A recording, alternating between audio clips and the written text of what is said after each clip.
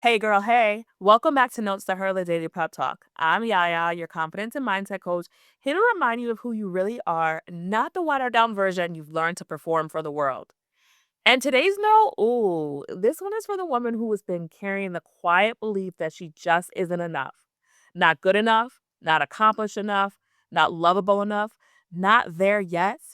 If this has been your internal soundtrack, then this one's for you. So let me ask you a question and don't overthink it. When was the last time that you felt genuinely proud of yourself? Not the loud external wins, but proud of who you are. Most women don't struggle because they're not capable. They struggle because deep down they don't think that they are enough for the life that they want. They settle, they shrink, they tolerate bare minimum anything.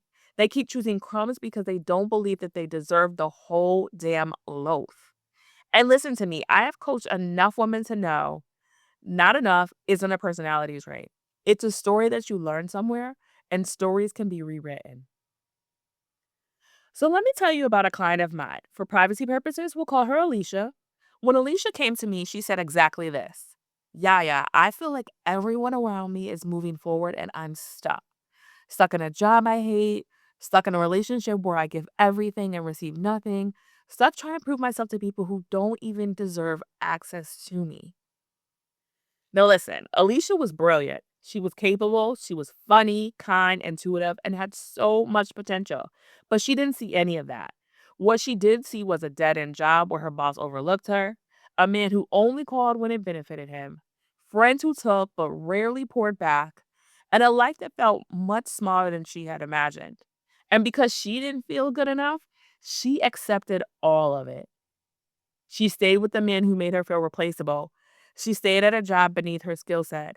She stayed quiet in rooms where she should have been leading. Why? Not because she was weak, but because she was conditioned to believe women like me don't get more. I should just be grateful. I don't want to seem entitled. Well, what if I try and I fail? Sis, I looked her dead in her eye one day and said, "You are not stuck, you're settling." And that moment changed everything. When a woman doesn't feel good, it usually comes from one of three places. The first one is a past version of you learned to shrink. Maybe someone told you that you were too emotional, too bossy, too ambitious, too loud. So you soften yourself to survive. The second one, you've been choosing people who cannot reflect your worth back to you. You think you're lovable? Try dating somebody emotionally unavailable for too long. They will make you question your entire identity. Trust me, I have been there, done that, and do not recommend it. And if you haven't heard my story yet, you can listen to note number 19 and the hard lessons that I had to learn dating somebody who did not appreciate me until I was gone. Now, the third one is you've been applauded for your strength, but never supported in your softness. You've been the helper, the fixer, the strong friend. Because you never got poured into, you start feeling like you are running on fumes. The point is, not enough isn't who you are, it's who you were taught. Now, here's where we rewrite the story. It's the same process that I walked Alicia through, the same one that changed her entire life. Step one, identify the lie. Write this down somewhere. Where did I learn I wasn't enough? A moment, a relationship, a comment, a failure? There's always a root. Step two, reintroduce yourself to yourself. Alicia had forgotten her strengths, so we built a list, not of achievements, but of identity. I am thoughtful. I am intuitive. I am resilient. I am creative. I am worthy of love that feels like love. When you see yourself clearly, you will stop accepting blurry treatment. Step three, raise your standards to match your worth. Your standards are a mirror, and Alicia's were low because her self belief was low.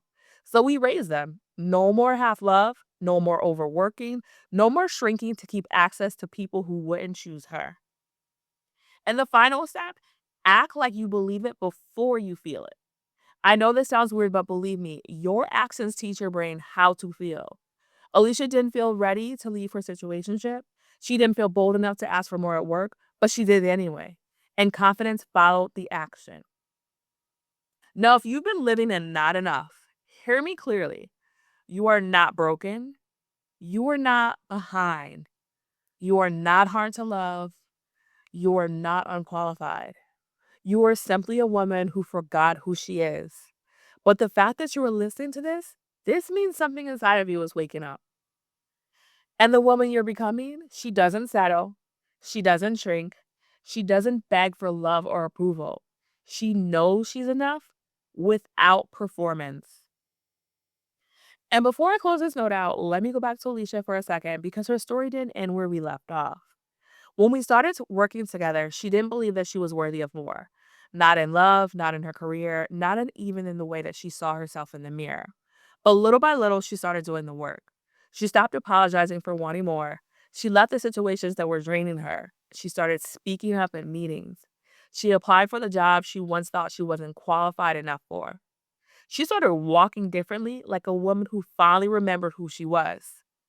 And one day on a coaching call, she says to me, I can't believe I used to think this version of me wasn't possible. And that is what happens when you finally stop treating enough like something you have to earn. Start treating it like something you already have. So if this episode hit home, if you saw yourself in Alicia, if you were tired of settling, shrinking, or second guessing your value, then baby, Journey to Confidence is where everything shifts. Because inside Journey to Confidence, we don't just talk about confidence, we build it. We peel back every layer of not enough, we rewrite your inner narrative, we rebuild your habits, your standards, your voice. We work on identity, mindset, boundaries, self trust, all the things that make confidence a lifestyle and not a mood. It's the kind of work that changes your energy, your relationships, your career, your life. It is truly transformative. So if you're ready to feel like the woman that you know you're supposed to be, apply for my one-to-one program, Journey to Confidence.